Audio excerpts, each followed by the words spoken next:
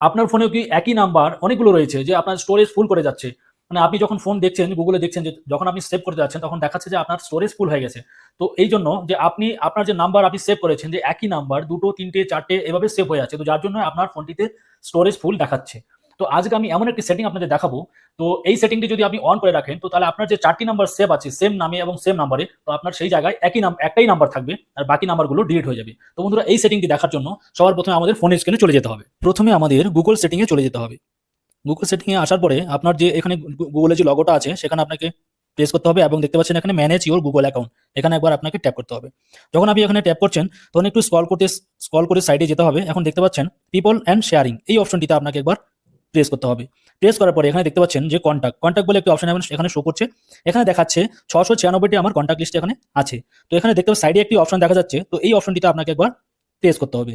যখন আপনি প্রেস করবেন একটু সময় লাগবে, তারপরে